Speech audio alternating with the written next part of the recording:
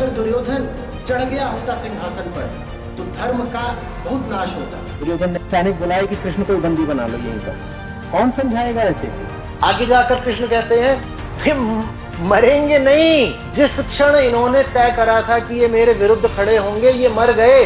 तुम क्यों ग्लानि ले रहे हो कि मैंने मारा? अर्जुन को कोई युद्ध की निस्सारता थोड़ी ही दिखने लगी थी, उसके भीतर तो स्वजनों का मोह उठने लगा था। जो अपने खिलाफ जाने को तैयार हो, कृष्ण उसके लिए है। और कृष्ण प्रयास करते हैं तो वो प्रयास कुछ ऐसा प्रबल होता है कि 20 शताब्दियां बीत चुकी हैं, लेकिन भगवत गीता सूरज की तरह आज भी चमक रही है। मैं सिंगल पेरेंट हूँ, तो मेरे एक बच्ची है छोटी, तो उसको मुझे कैसे मतलब मुझे कैसे सँभालना, संस्कारित कैसे करना होगा? क्योंकि मैं उसको थोड़ा-सा फ्रीडम भी देती हूँ, तो बाहर के बोलते कि वो तुम्हारा सुनती नहीं है, ऐसा कुछ होता है, तो उसको कैसे संस्कार दूँ? अच्छे से कैसे बड़ा करूँ? यही सवाल था। आपने पूछा कि बिटिया है, छोटी है, आप सिंगल पेरेंट। अच्छी बात हो सकती है कि आप सिंगल पेरेंट हैं, ये कोई समस्या नहीं है। 2 लोग बर्बाद कर रहे होते उससे बेहतर है एक ही बर्बाद करेगा। अधिकांशतः तो दूना प्रहार होता है बेचारे बच्चे पर। आगे से बाप, पीछे से माँ, ऊपर से दादी माँ, नीचे से नानी माँ, और ये जितने चाचे, फूफे, ताऊ और ये सब होते हैं, उनकी तो गिनती क्या है। ऐसे ही थोड़े ही आप एक बच्चे को बर्बाद कर लोगे। बड़ी मेहनत लगती है भाई, पूरा कुनबा चाहिए एक बच्चा बर्बाद करने के लिए। सब लग करके उसका क्रियाकर्म करते हैं, आओ बताते हैं ऐसा वैसा। एक जाबाज जवान चचा होता है, वो बच्चे को रोज शाम को घुमाने ले जाता है, बाइक पे बैठा के। ठीक तब जब वो बच्चे को गुब्बारा दिला रहा होता है, वो खुद हाथियों जातियों को घूर रहा होता है और सोच रहा होता है बच्चा तो बस गुब्बारा देख रहा है। नहीं, बच्चा गुब्बारा ही नहीं देख रहा, ये भी देख रहा है कि चचा चौराहे पे कर क्या रहा है।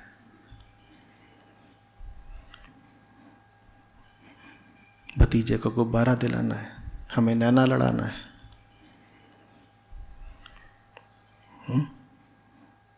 बच्चे को तो वास्तव में सबसे ज्यादा एकांत की जरूरत है। छोटी समस्या है ये कि अच्छे संस्कार नहीं मिल पाए। ज्यादा बड़ी समस्या है कि अच्छे संस्कारों के नाम पर जहर दे दिया उसको। संस्कार निश्चित रूप से आवश्यक है, लेकिन पहले पता तो हो कि अच्छा संस्कार बोलते किसको हैं। संस्कार ऐसा होता है जैसे दवाई। चूंकि जो बालक पैदा होता है वो वृत्तियों से बीमार ही पैदा होता है, इसलिए उसको संस्कार देने पड़ते हैं। संस्कार दवाई की तरह होने चाहिए, लेकिन दवाई दे पाने की पात्रता तो किसी विशेषज्ञ की ही होती है ना। या हर आते जाते को हक दे दोगे कि दवाई लगा दे बच्चे को। पर हमने अधिकार सबको दे रखा है। इन मामलों में सब गुणी हैं, सबको लगता है हम ही चौधरी हैं। जो आता है वही बच्चे पर चढ़ बैठता है। हम बताएंगे ना, ऐसे कर, वैसे कर, तू ये कर, तू ऐसे कर।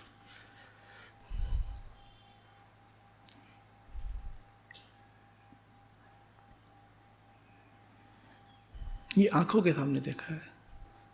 चल मुन्नी, पापा को चुम्मी दे, टॉफी देंगे। अब वो जान गई है पापा को चुम्मी तो टॉफी मिलती है। एक दिन पापा खींचे बैठे थे, दफ्तर से लौटे, किसी बात पे चिढ़े हुए थे, चुम्मी देने के उन्होंने चाटा दे दिया।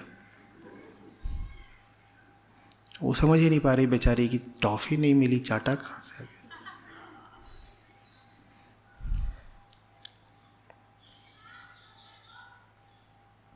उसके बाद पापा को बड़ी ग्लानि छाई, आज मुन्नी को चाटा मार दिया, तो उसको गोद में उठा के ले गए बाजार, उसको चॉकलेट दिला दी। अब वो और अंदर उलझ गई, कह रही है ये एल्गोरिदम क्या है।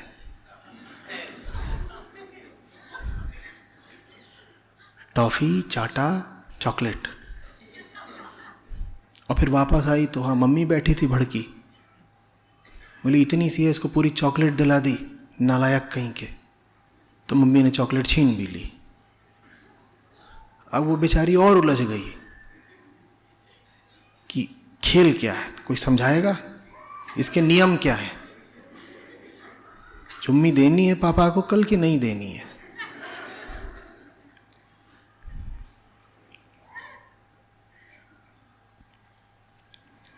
यही सब छोटी छोटी बातें ना, हमें लगता है अध्यात्म कोई दूर की बात है, यही बातें आध्यात्मिक हैं। और इन्हीं बातों में एक आध्यात्मिक आदमी गलती नहीं करता, और एक आदमी जो आध्यात्मिक नहीं है वो इन्हीं छोटी छोटी बातों में सारा खेल हार जाता है।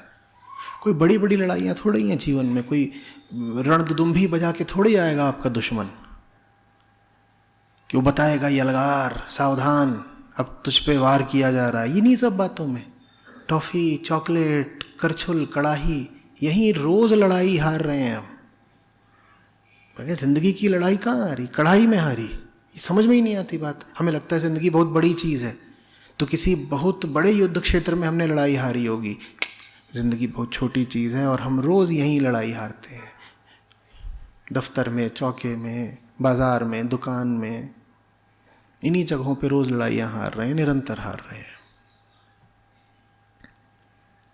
और हमारे बच्चे भी ऐसे ही छोटे छोटे प्रभावों से ही बिगड़ते बर्बाद होते हैं। वो बच्चा नहीं बिगड़ा, आपने पूरा एक जीवन खराब कर दिया। 2006 में जब अद्वैत की स्थापना करी मैंने, कॉलेजों में जाने लगा, बात करने लगा, मैं झटका खा गया। मैंने कहा मैं जिनसे मिल रहा हूं वो कम से कम 17 बरस के हैं। 17 से शुरू होकर 25 तक की इस उम्र के होते थे जिनसे बातचीत होती थी। मैंने कहा बहुत देर हो चुकी है, ये मेरे सामने 8 की उम्र में आने चाहिए थे, शायद 3 की उम्र में आने चाहिए थे। मैं बेबस हूं, मैं कुछ कर ही नहीं पा रहा इनके साथ।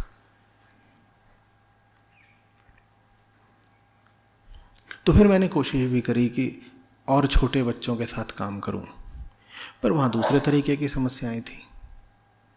उन पर माँ बाप का पूरा पहरा था। मुझे वो आज़ादी ही ना मिले जो मुझे चाहिए किसी के ऊपर काम करने की, प्रयोग करने की, और जो आश्वासन मुझे चाहिए कि ये व्यक्ति मेरे साथ कम से कम साल भर तो रहेगा, तब तो मैं इसके ऊपर काम कर पाऊँगा। छोटा बच्चा तो गुलाम होता है, माँ बाप जब चाहते उसको उठा के ले जाते, तो उनके साथ काम नहीं कर पाया। पर 17 की उम्र तो ऐसी होती है जैसे कोई बूढ़ा हो गया हो। 17 आते आते फिर सुधारना लगभग असंभव हो जाता है। हमारा पूरा विनाश 5 साल, 7 साल, 8 साल की उम्र तक लगभग पूरा हो चुकता है, और कुछ पता नहीं लगता। हमें लगता है बच्चा है, घर में है, खेल रहा है, कूद रहा है, रो रहा है, पाँव पटक रहा है, कुछ मांग रहा है, हंस रहा है, टीवी देख रहा है। हमें नहीं समझ में आता। तो आपको ये नहीं पूछना है कि मैं अकेली हूं तो बच्चे को कैसे मैं बड़ा करूं। आपको तो ये पूछना है कि अगर मैं अकेली भी हूं तो क्या मैं घातक हूं बच्चे के लिए। आप दुकेली होती या चौकेली होती या छकेली होती तब तो बहुत घातक होती ही। आप अकेली भी घातक हो सकती हैं बच्चे के लिए अगर आप जागृत नहीं हैं। एक जागृत माँ बच्चे के लिए ईश्वर हो सकती है, लेकिन जागृत नहीं भी हो तो बहुत नुकसान नहीं हो जाएगा।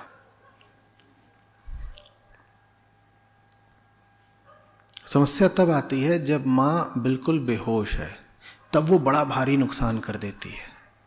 तो कुल मिलाकर माया ने स्थिति ऐसी रची है कि लाभ होने की संभावना तो कम ही है, लेकिन नुकसान होना लगभग निश्चित है।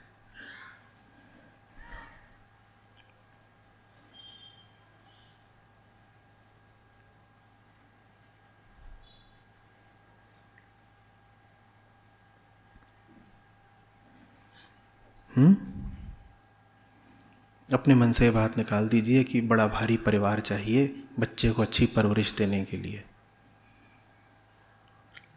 आपको बहुत सारे लोग नहीं चाहिए जो बच्चे को अच्छी परवरिश दें, बल्कि आपको इन बहुत सारे लोगों से बचा कर रखना है अपने बच्चे को।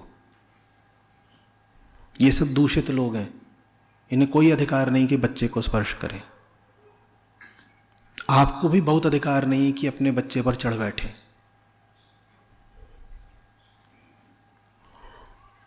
आपको लगता होगा कि उसका शरीर आपका है, उसकी चेतना आपकी नहीं है, तो जो आप उसके ऊपर उपकार कर सकती हैं वो यही है, उसे खराब मत करिए। और जो भी आप कदम उठाइए उसको सही संस्कार देने के लिए 100 बार अपने आप से पूछिए, मुझे कैसे पता ये संस्कार सही है। ठीक है, मैं मना नहीं कर रहा हूँ कि संस्कारों की आवश्यकता नहीं है, निश्चित रूप से अच्छे संस्कारों की आवश्यकता है, लेकिन अच्छे संस्कारों के नाम पर कुछ और दे दिया अगर आपने, तो उससे नुकसान बहुत बड़ा है। बस ये चेता रहा हूँ।